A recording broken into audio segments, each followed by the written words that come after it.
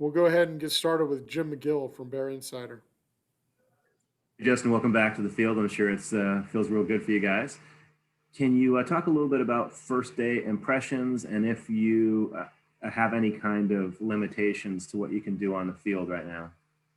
Well, it's always a great day when you're able to get back onto the field with the players, and there's obvious energy from everyone, players, coaches, support staff. So anytime you can get back out there, it's a good day. There are some restrictions. We essentially divide Memorial into two fields, and we have some number limitations on how many people can be on one field at a time. But we're able to have the entire team in Memorial. We just have to have two separate fields. That's how we're operating as of today. And can you talk about who is out short term or for the spring duration? Yeah, we have a few guys that are kind of day to day, not many. I mean, I think we have 104 on the team right now, and we're practicing with 99 as of today, which is also a first. I mean, there's never been a time in my coaching or playing career where there's been that many guys in a spring football practice. We had a number of guys who were returning for another senior year, kind of that bonus COVID season, and then we had some early enrollees. So we have really good numbers. I mean, 99 guys, I think, at practice today. So got to be real efficient, but it's great in terms of the amount of guys getting work, and we're able to do a lot of team and crossover and some two spot, we call it. So it's productive. Yep. Okay, we'll go ahead and go to Trace Travers. Yeah, Coach, I wanted to ask about you guys welcomed Jeep Christ to your coaching staff. I want to know how did the process of getting him onto your staff go? Yes, we have a few new faces. Coach Johnson, Brian Johnson, I think you've all got a chance to maybe talk to, strength conditioning, athletic performance, who's been fantastic. Keith Hayward, who's joined us, and then Jeep Chris, just in the past, less than a week, I should say. So I've known Jeep for a few years. I've known of him for a long time. He's a highly respected coach. His ability and his track record, I think, speaks for itself, but he's just a fantastic person, fantastic human being, incredibly smart, great with communication. Bill Musgrave had also worked with Jeep with the Broncos. So there was a lot of ties there. There was a lot of great candidates at that position, and a few different ways that we could have gone, but we were really fortunate that Jeep was eager to be a part of our program. And I think it speaks to what's going on here and the players and the type of people that surround the program. So we're fortunate that he's here, and he was able to hit the ground running quickly because the verbiage of the offense is very familiar to him. Yeah, and with that, you guys also have a vacancy at the defensive back spot. I mean, what are you guys doing right now to coach that position? I know you've taken over that room in the past. Yeah, so we do have an opening. There's a ton of interest with some really great candidates. What we don't want to do is hire somebody just to get them here for the first or second or third spring practice. We want to make sure to get the right person for our program, somebody who kind of fits the profile of what we're looking for in all ways. And in the meantime, myself and Ryan Connery, who's a graduate assistant for us, are in working with those guys. So it's really enjoyable to be able to spend some time during meetings and on the field with them. So I'm sure they'll be looking forward to the new DB coach being here. But no, it was a lot of fun last few days. Fantastic. Thank you. Okay, we'll go to Jake Curtis from Cal Sports Report. Yeah, Justin, was there anybody that you expected to be on the team that isn't, or anybody that isn't on the team that you expected to be on the spring squad? No, I think we sent our roster out, I believe. Did everybody get a copy of that here recently? Yes. Yep. So I got right where we expected to be. one other thing, but Tevin Paul's not there. Is that by his choice or by your choice? Yeah, Tevin opted out of the season last year, and Tevin has decided to move on with his life. And I think Tevin did a heck of a job when he was here. He came a long way from when we first got here, and he was a freshman, kind of finding his way from D-line to then he became an outside linebacker and really did a good job. Became a dang good player for us, and you know, I've talked to him multiple times throughout the fall, and you know, he's decided that it's time for him to move on, and we wish him nothing but the best, and look forward to Tevin coming back and watching games as an alumni. Okay, Jake, you good? Okay, David Bush from Bear Insider. Yeah, Coach, just a quick follow-up on Tevin. Did he transfer or is he playing somewhere or is he just not playing anywhere? Yeah, not that I know of. I think Tevin, in our discussions, just decided that he was moving on and getting to graduate, finishing up college, and you know, looking forward to the next chapter. Now, you know, at any point, people who have graduated obviously have the right to transfer, and that's the transfer portal, and the graduate transfer portal is a part of college football. I have not heard that, but that was the last discussion I had with Tevin, I guess, towards the end of the year last year. Now, you in the off season when we had our sessions, we talked a little bit about all the fullbacks having left. What did you do today, and how are you going to handle that situation in the spring? Well, that position, we can grab people from some other spots. It might not be labeled as a fullback on the roster, but can play that position and do the things that that position requires. So we have some guys on the team that we think can do that, and we'll utilize them as such. And so, you know, Gavin Reinwald's a guy that can do some of those things. Really, a number of those tight ends could get into the backfield and create some two-back looks. So we feel good about the position and how it's developing. And, you know, there is a time and a place that we may target a fullback. But yeah, I don't know that maybe reading into the roster and not seeing a fullback listed wouldn't allow us to line up with a fullback. We could still do that and plan on doing that. So you did so today, added some guys. Well, we might have, maybe not, David. I don't know. Okay, were you not there either? I was there. Okay, thanks. No, I'm there. Yeah, we'll have some sets that have a fullback in there. Yeah. So whether it's today or tomorrow or the next day, probably isn't quite as important right now. Okay.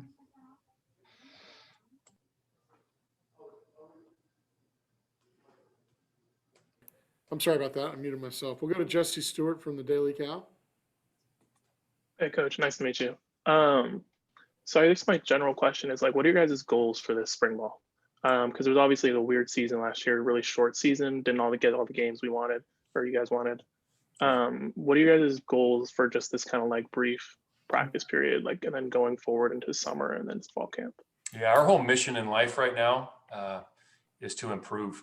And I know that may seem like a catch-all, but it's true. I mean, myself and every coach and every support staff member, hopefully everybody that's attached to Cal football in some way, shape, or form, we need improvement. And through meetings, development on the field for the players, how we support the players, the entire program needs to improve. And in order to attain our goals, that's what it's going to take. So we feel like we got some great people, players, coaches, support staff members to achieve the things that we want to achieve, but we need to improve. So whether it's studying and improving how we meet, how we feed the players, how we're preparing them physically, what we're doing in practice, anything and everything is on the table. And that's our whole mission in life right now. Okay. Jesse, anything else? Okay. Jake Curtis from Cal Sports Report. Yeah, Justin, are there any position moves that you've made since the season? Let's see here. Do we have any on the roster? Trey Pastor is going to play some inside linebacker. Trey is came in here as a safety. Now, even in recruiting, we thought Trey, because of his build, he might put on weight pretty easy, and he has. And so he is a physical guy. We played him last year at our star position, which is really an outside linebacker. And we're giving him reps as an inside linebacker right now.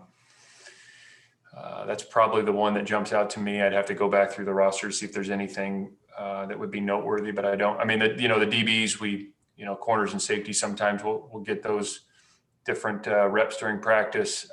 O-line will move around a little bit, but Eric Nisich is staying on defense. That may have been a question, but those are the only ones I can think of right now.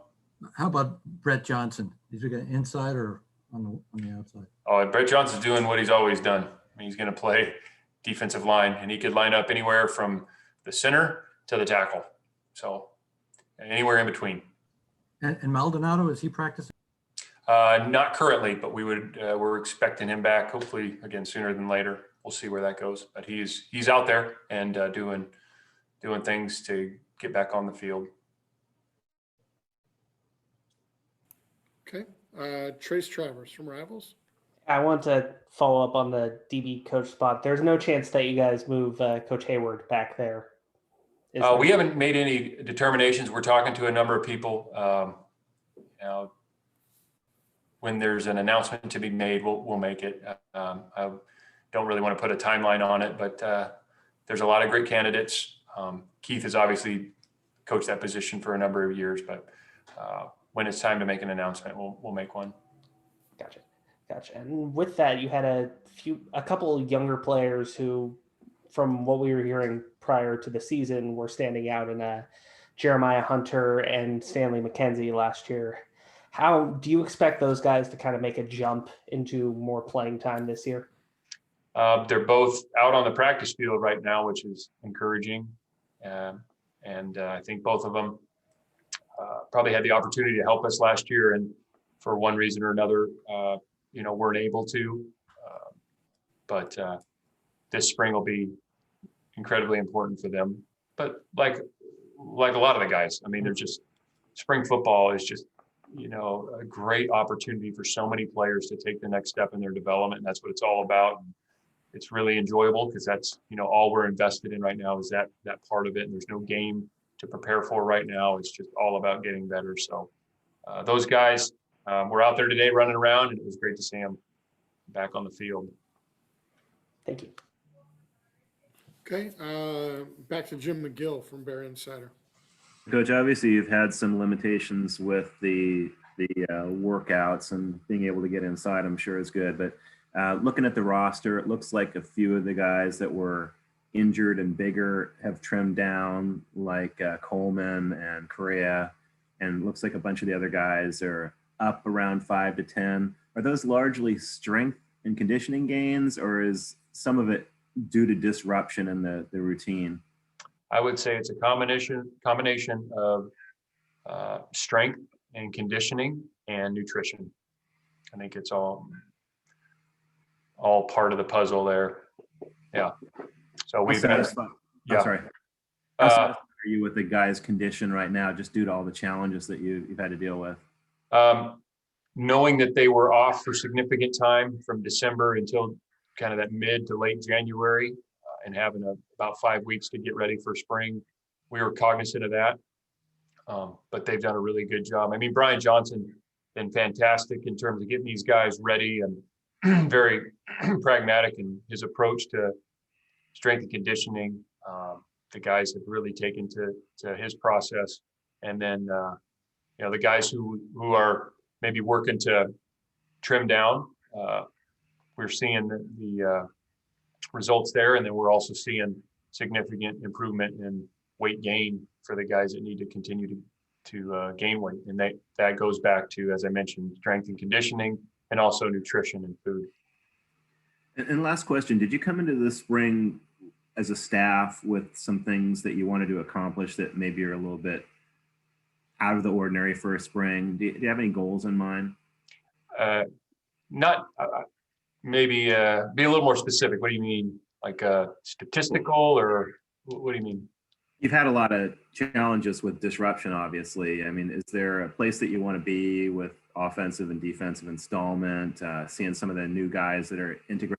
There's a lot of real good young talent that are new to the roster this spring, too. Yeah, well, I would say every chance we get to go out on the field as a team, an entire team, and practice, do individual drills, team drills, group drills, meet as a position, meet as a unit, offense and defense and special teams. Every time we have the chance to do that, it gives us an opportunity to get better. And so those are golden for us, and that's what we need. We need time together. We need time on the field. We need time in the meeting room, in the weight room. That's how our team is going to improve. So we were glad that we were able to get back into the weight room for a portion of this off season. We're looking forward to hopefully at some point being able to use the facility again.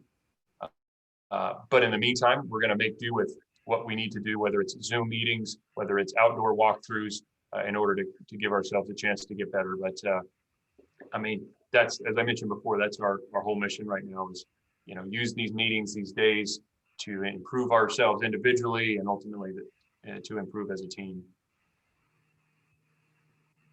Okay, we've got a question from Jackson Moore with 24/7.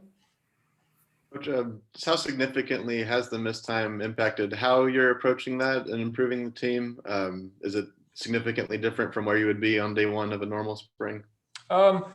Maybe from a conditioning standpoint a little bit. So we took that into consideration, but I think the guys have done a great job. They've, worked extremely hard in the last 5 weeks to prepare for this moment.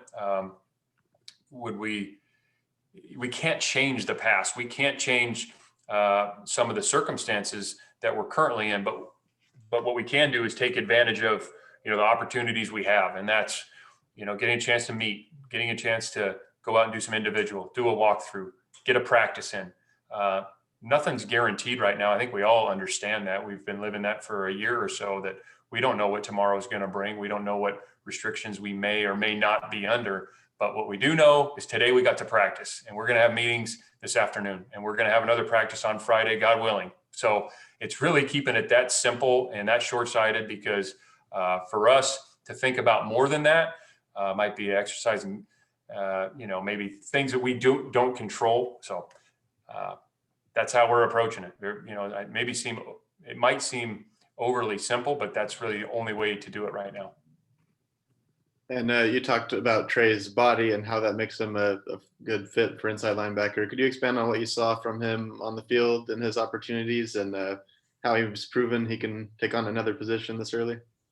Yeah, he showed it last year, playing our star position. He showed it on some special teams. He's got instincts for the game.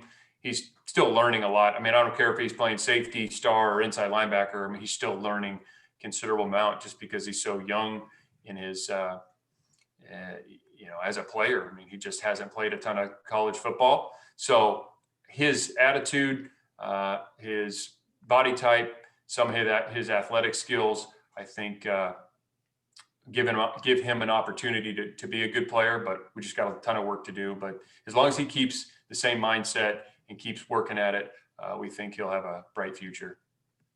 Thank you. Mm-hmm. We've got time for just a few more. If you do have something, please put it in the chat. We've got one from Jake Curtis. Yeah, Justin, my memory's not so hot, but this seems like a little earlier to start from spring ball. Is that right? And why Yep. is it? Yeah. Yep. And there's reasons we chose to go early. We discussed starting kind of doing a half and half before spring break, half after spring break.